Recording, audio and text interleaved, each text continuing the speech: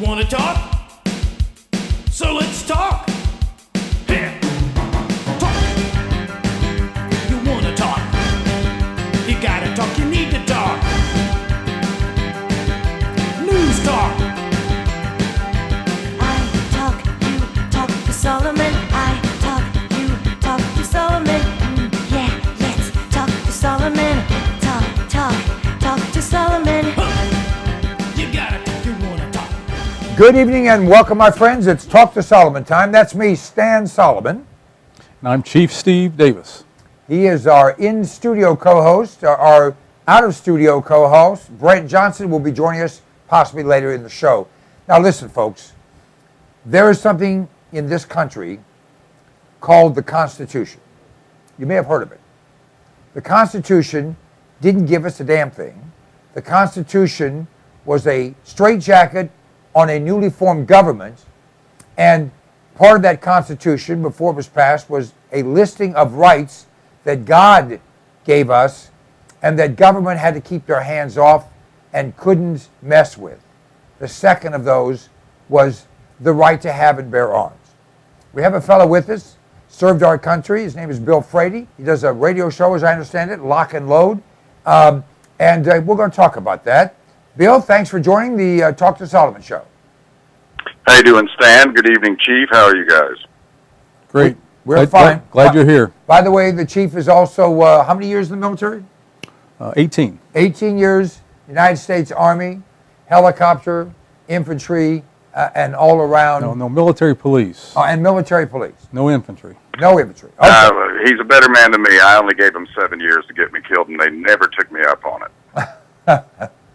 All right, well, we have seen in the last week or two the unraveling of the myth that this administration has any interest in, respect for, or even thoughts mitigated by something called the Constitution and law. Would you agree with that? I would. I find it particularly interesting that all of this is catching up to them now, right after they made a very spirited push. They weren't getting what they wanted, but I look at the Second Amendment as sort of a really good-looking ice sculpture. And when you look at the NFA, when you look at the Gun Control Act of 1968, the Hughes Amendment, the Frady bill, all of these little things that they put in the way of people getting guns in the first place, every time they do that, without repealing it, they take a little chip out of that ice sculpture. And I find it really interesting they were trying to put another chip, which was really put in place. The expanded background check thing had nothing to do with buying a gun. It had to do with putting you on a prohibited persons list. They were looking to disarm us. I just wonder if they knew how all of these other unconstitutional things they were doing, I wonder if they knew these were about to blow up in their face when they were doing that. Well, the answer is one has to presume that they were in possession of certain things like an I and a Q. I don't know if that's true or not. If you get arrogant enough, if you get powerful enough, if you get insulated enough, you begin to conjure up, shall we say, certain images. Now, this is a little distasteful, so if you are a delicate individual, I would suggest you turn away from your computer or whatever you're viewing this program with. But the Obama administration reminds me of a cockroach, a male cockroach, doing the backstroke down the Ohio River while in a state of sexual arousal, yelling, "Raise the drawbridge." Their perspective and reality are not necessarily related, and someone just noticed. Chief? Well, the Obama administration, they don't really care about the laws or anything else. Their goal is to take our guns away, and they're going to try everything that they possibly can and do everything they possibly can. And so, but one thing that our guest has mentioned tonight is that these laws have been enacted. Now, these laws are unconstitutional, but they're still laws that are going to be enforced by the police. But I think one thing we should add tonight is remind everyone, you mentioned this before about the Second Amendment, but it is not there for hunters or for self-protection. It is there for two reasons. One is to protect ourselves from our own government if they become tyrannical. The second is it's a right to life issue. We are given the right from God and the right in our founding documents to life. And so we are allowed with the Second Amendment to use firearms to protect the lives of us, ourselves, and our loved ones. So that's the reasons that we have the Second Amendment, and it is very important, very critical, that it is not infringed or taken away. Go ahead, Bill. All these laws that they put in place, I put that as part of the new normal. Constitutionally, there's a real easy way to deal with the Second Amendment, and that would be called the 28th Amendment. And they know that there's no way that they're going to get 38 states to go along with a civilian disarmament scheme. But interestingly enough, you've got 37 states that are either considering passing laws or already have passed laws indicating nullification of any federal firearms laws that tries to infringe on the Constitution. You've got, you got 400 sheriffs nationwide. In Colorado, you got 50 of 64 sheriffs standing up against all of this stuff. All of these states, Colorado, Connecticut, New York, right now they're down. But and I said this on the air tonight, Gun Owners of America, which I do the show for Gun Owners of America, the NRA, the Second Amendment Foundation, the Citizens Committee for the Right to Keep and Bear Arms, we're all just fingers. We're just pointing out a topic. And at the end of the day, the expanded background checks, that got beat by the American people. It didn't get defeated by a bunch of senators. A bunch of American people picked up the phone and called their senators. And I think the mask is off. All pretense is gone. So I'm enjoying myself right now. All of the pretense is gone. There's no the whole thing about common sense and the whole thing about this is reasonable and this is that and this is the other. It's a right that shall not be infringed. They're doing as much as they can to try to infringe upon it. They know that it will have no impact on crime. They know it will not negate any spree shooters. They know it's not going to stop anything, but it's only going to abridge and make it more difficult for law-abiding citizens to have guns, because criminals, I think by their very nature, since they're criminals, they're going to ignore any new laws that come up because they're already breaking them as a matter of, that's just their job description. Well, we can go even a step further, and I appreciate what you're saying, because I don't think the attempt to disarm has anything to do with safety, only the safety of government. It has nothing to do with crime, only the ability for the government to be able to commit crime. I think it has nothing to do with right or wrong. I think it has to do with their ability to continue to do wrong. I think that we have government, and it's starting to show, and you can say we're enjoying ourselves. I think now is the time to do more than enjoy. I think now is the time to attack, not necessarily militarily, not necessarily with firearms, but now is the time to attack. If you have someone who you know wants to hurt you, rob you, or kill you, if they're on the ground, beat the crap out of them. Make sure they're never able to get up. Would you agree with that, Bill? I definitely do not disagree with you at all. The first thing I would like to see, are you either one? Keith, you're probably familiar with the NFA. You know what I'm talking about when I say NFA as far as the laws regarding guns? Yes.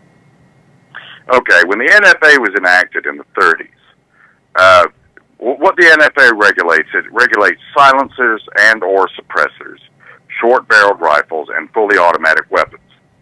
And at the time, the fee to buy one of those items was $200. And in the 30s, that was a lot of money. In the 80s, it became less money.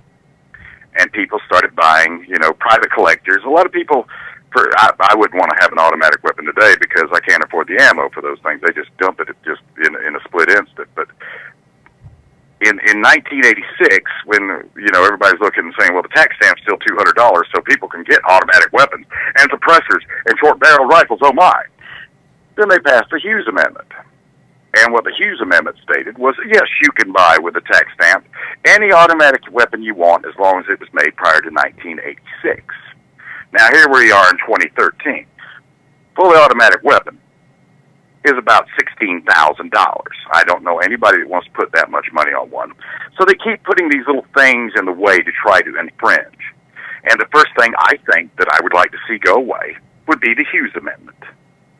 Now, Gun Owners of America doesn't like background checks either.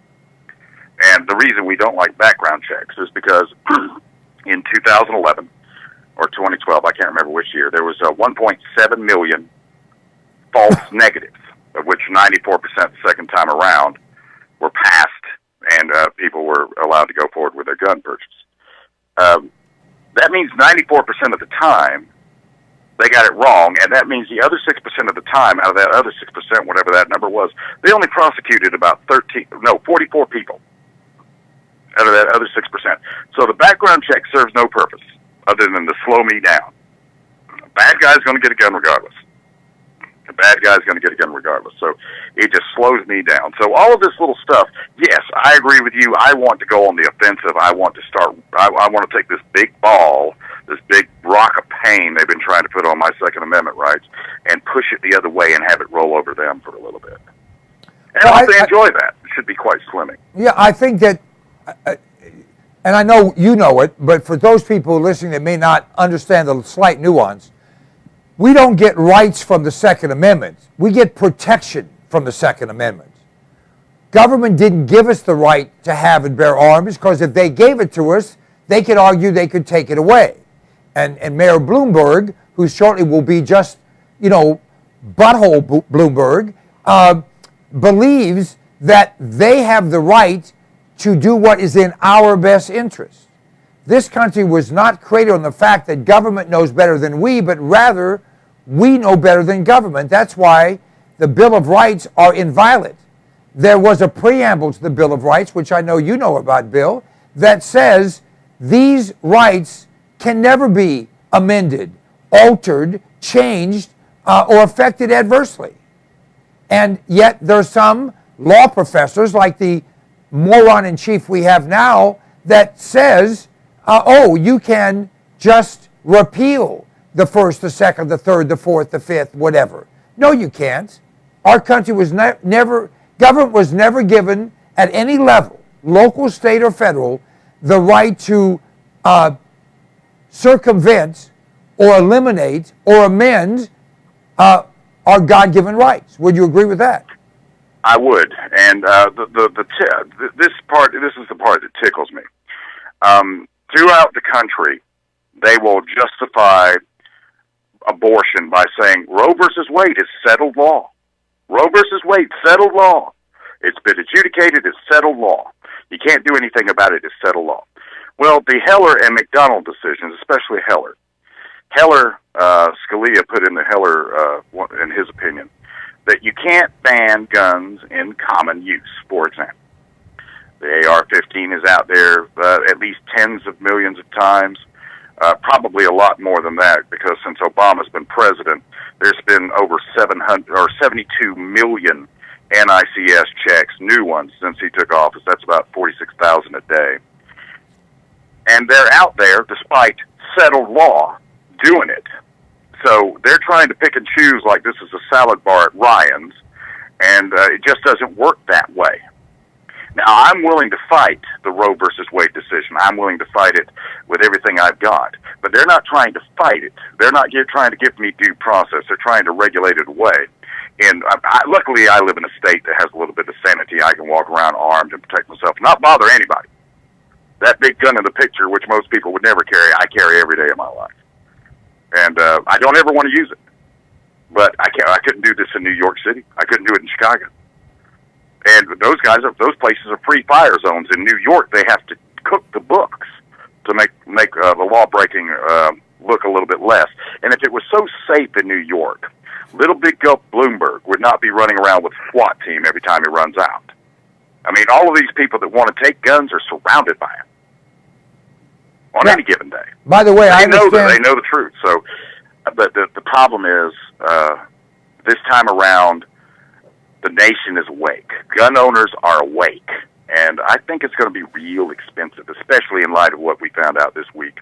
Coming out of the most transparent administration ever. Yeah, well, we'll have that discussion later. Chief. Well, I want to repeat something I've said often on this program. In his book by David Horowitz, How to Beat the Democrats, David Horowitz gives a great analogy of the process, the philosophy between the Democrats and Republicans. The Democrats treat elections like a war. Republicans treat them like a debate. And as far as the GOP is concerned, I don't think that there's much difference anymore. But conservatives must take on the role, as Stan just said tonight, of more of a warlike thinking process and an attack process. No one's ever won anything in history by going on defense. So there must be an offensive move here, legally and without any violence, if at all possible, to protect our rights. That's the first part. Now, you mentioned something about cooking the books. I just want to make a little example here to tell people how this really works. So, for example, in New York City, someone commits a really heinous crime, a serious bodily injury crime. But in court, the person pleads guilty, gets a plea agreement for a minor crime. They're arrested and charged with a serious bodily injury crime. They plead guilty to a minor bodily injury crime. Well, then they change in the statistical recording that the original crime was a minor crime, not a big crime. That's how that happens. And that's something a lot of people don't understand. I saw a story, I'm trying to remember, I've got it right here, an illegal immigrant, and that's another discussion, and by the way, I have the answer for illegal immigration. Make it illegal, but the penalty is death. You have two options. You can leave or we execute you. I think we would resolve the problem. And by the way, I will volunteer to do all the executions. A 31-year-old illegal immigrant raped a preteen girl. Now, she was also an illegal.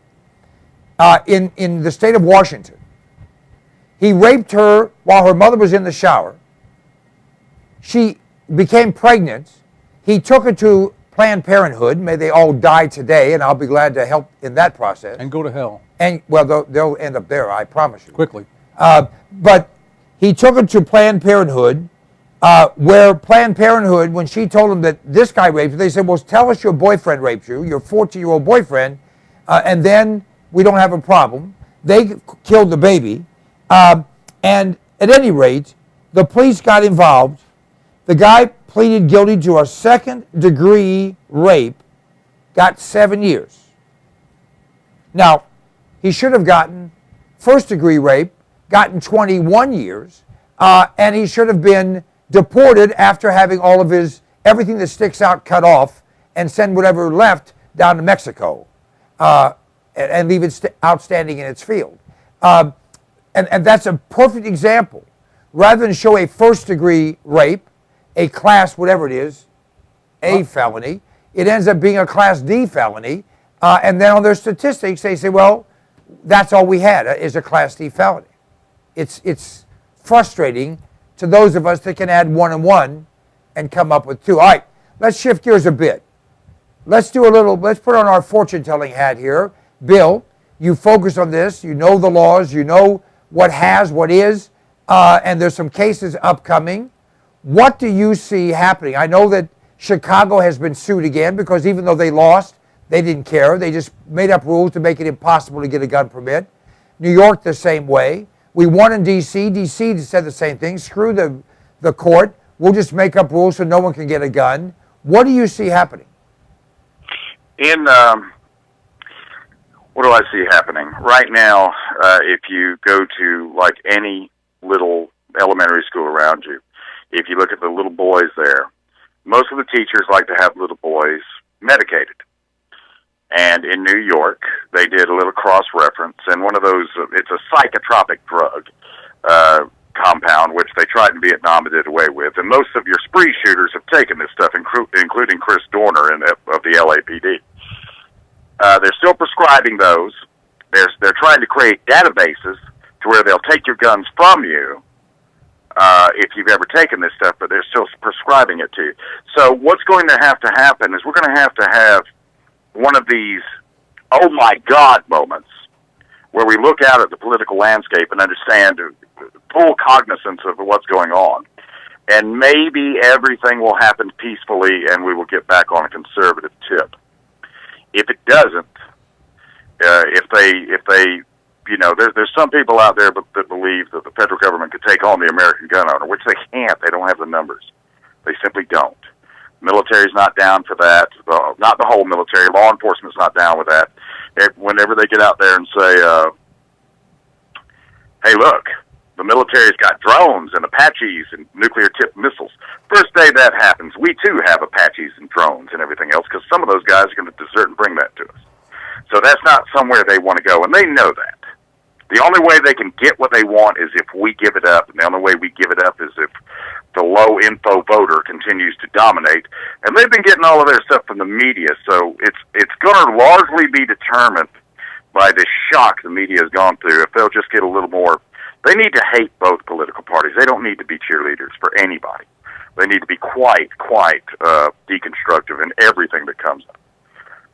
If it doesn't go that way, if we keep getting pushed and pushed and pushed and pushed, like this march that Adam Kokesh wants to have in D.C., that's going to be a boilerplate if that happens. And if one guy triggers a round, it's going to be a bloodbath. And it's going to be bad for the Second Amendment effort, but it's also going to be bad for the police, because they could have diffused the incident before they got to the D.C. side. So everybody's going to come out of that looking bad. So it could get real bad real quick. Or if cooler heads can prevail, we can maybe gradually correct the course on the ship. But one way or the other, there's going to have to be some seminal moment that comes along that changes the thought process. That's an interesting point. And I want to, just a second, I want to ask the chief, because he spent 30 plus years in law enforcement. Have you ever seen something happen that basically we saw a paradigm shift in public attitude? In the public's attitude towards what? Whatever. Have you seen, I mean, to me, the Oklahoma City bombing was such an event. No, yes. I think the people have Certainly, become. 9/11 was. 9/11 is a great example where the people were so outraged and so scared of what the Muslim terrorists had done that they eagerly gave up freedom for security. So I thought that was a huge shift. I mean, without even realizing what they were doing, they were given the conversation of, don't you think we should be able to go after these terrorists? Yes. Well, that also meant they're going to go after us because we might be talking to a terrorist or whatever. And so here we are, just like we just saw what they did with bugging the news media's computers and whatnot. That's the paradigm shift I've seen. We have just a minute left. Bill, I'll hand it to you. Tell them when your program comes on and how people can find you. Well, it comes on 5 to 7 Eastern Standard Time. Not on too many radio stations yet, but you can find me at lockandloadradio.com or irnusa.radio.com, 5 to 7 p.m. If I'm not talking about it, we most certainly will talk about it. I only stick with the Second Amendment issue because when it's all over and done with, when you look at the Constitution, the teeth in the Bill of Rights is the Second Amendment, and I intend to keep mine sharp. So, well said. Come and join me. And appreciate that. We'll look forward to doing that, my friend. Thanks so much. Keep it up. Thank you, guys. Indiana Gun Owners Association, thanks. And folks, we will take a brief pause here, and then we'll come back with Dr. Alan Keyes. There's much happening, but the real issue is the mask coming off of Barack Hussein Obama and his Marxist cabal? Stay tuned.